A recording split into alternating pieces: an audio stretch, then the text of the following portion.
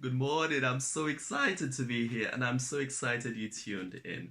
My name is Ola Sampson and this is the Destiny series. Someone said that every human being has influence on an average of at least 250 people.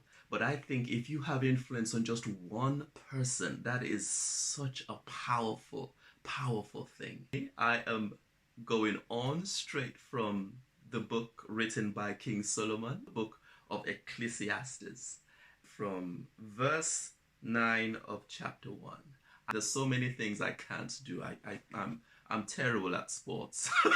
I'm terrible at a lot of things, but there's a few things that I'm quite good at, and that's I think I'm sort of a geek in this area of knowledge. And one of the key fundamental things about life is you need to find where you are a comparative specialist when you compare yourself with your acquaintances or your friends, and then specialize or focus in that area, because life is going to open its doors to you based on your sowing seeds of yourself in the area of your specialty.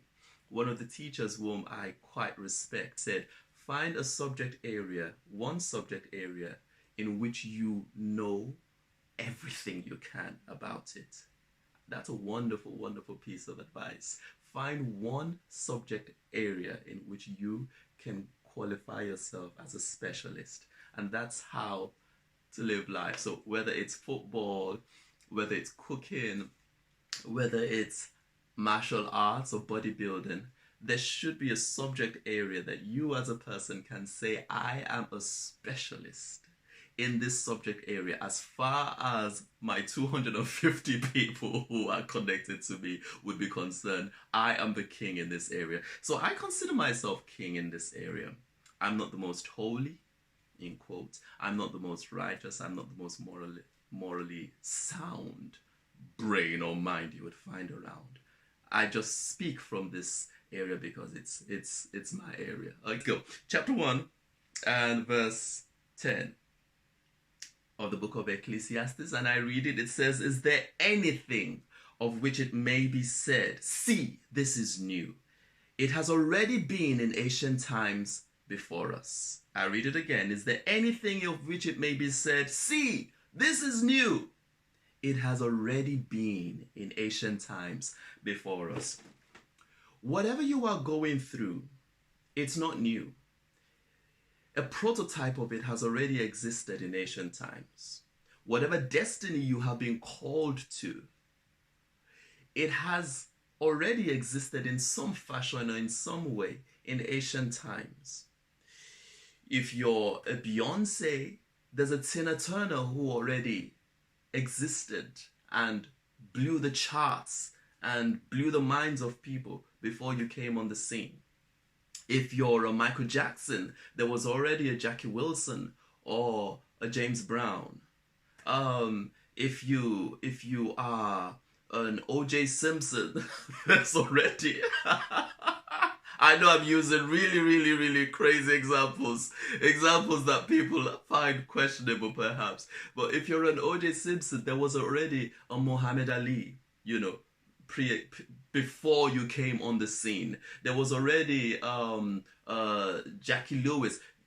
For every kind of destiny, every kind of influence that you feel in your heart, this is the area in which I want to influence people. This is the area in which I believe I was born to influence people. There was someone prior to your time that has already in some fashion or in some way already taken those ropes, already gone down that rope, already gone down that road. Your job is to find that person. Or maybe it's a hindrance or an obstruction. A disease is keeping you from fulfilling your destiny. The doctors told you, oh, you've got a growth in your body and you have only 6 more months to live or whatever. There's someone who has had that same story, who has had that same report and has beaten it. They gave the person 6 months or 3 months and that person's lived for 20 years, 30 years, 40 years, outliving the doctors. Whatever it is that you're going through, whatever it is that you think is a hindrance or an obstruction, Whatever it is that you think is a mountain, whatever it is that you think is the open door of destiny that is before you, there is a prototype of it that is already in existence. And if you open yourself up to the universe and you say, I don't know as much as I should know, then the universe would bring you information, would bring you videos, will bring you the very thread of knowledge that those people walked in, and they were able to surmount those oppositions and enter into their destiny. The universe will bring it to you because the universe is backing you, supporting you, and wants you to fulfill that destiny. So here you are, you're sitting in your room, you have no money, all you've got is talent, all you've got is skill, your CV is patchy, or you've got issues with family, you've got issues in your mind, you've got issues in your body.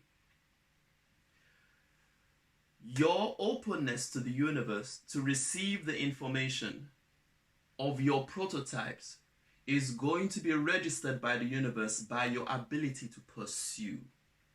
Pursuit is the proof of humility. Pursuit shows that you're willing to express the fact that you don't know everything, but that there is information out there specific to you, and that you believe it will come to you if only you position yourself right. And that right positioning is humility. The humility to check, the humility to click on videos, the humility to type into Google your specific problem and listen to those people who have experienced that same thing. Find out. There are people who have had the same problems with their children, their teenagers, that you are having. Find out what they did. There are people who have had the same conglomeration of talents and skills that you have and have had no money, had no networks. How did it go about? The universe will bring one particular person, sometimes two, one or two particular people. And the universe will tell you, follow him, follow them, follow him, follow them. And as you begin to do what those people did, if the information is still not enough, the universe will bring more people. What you can't do, however, is get information and say, that sounds really, really good, and then do nothing. What you have then done is that you have shut the door to receiving more wisdom. You have shut the door to receiving more understanding. The proof that you are actually willing to receive more and more wisdom is that you are doing the best that you know to do with what you have already received. If you position yourself to just keep on receiving, then what happens is that you would be someone who simply celebrates knowledge, but you have no works or proof for the power of knowledge or the power of wisdom in your life. We see a lot of people who are continually reading, continually studying. Today they have the latest book by the latest guru, but it was the same thing last year. They're always with the same, subject matters, same books, but there's no difference. They have not overcome any depression. They have not overcome any poverty. They have not overcome anything. All they're doing is receiving knowledge. If you do the best that you can with what you have received, if at all proof doesn't come that that is the knowledge you actually needed to walk in, then the universe will open doors to more knowledge and to more wisdom. But you've got to do something with what you've already received. You see that the person that is your prototype took certain steps. Take those certain steps. You say, oh, those steps are not relevant to my life today. Well, make it relevant. That's exactly where you come in and your uniqueness comes in. Your uniqueness takes the steps of your predecessors, of your prototype, and makes it relevant to your life today. I hope this has been a blessing to you. Have a wonderful day and see you again, hopefully tomorrow.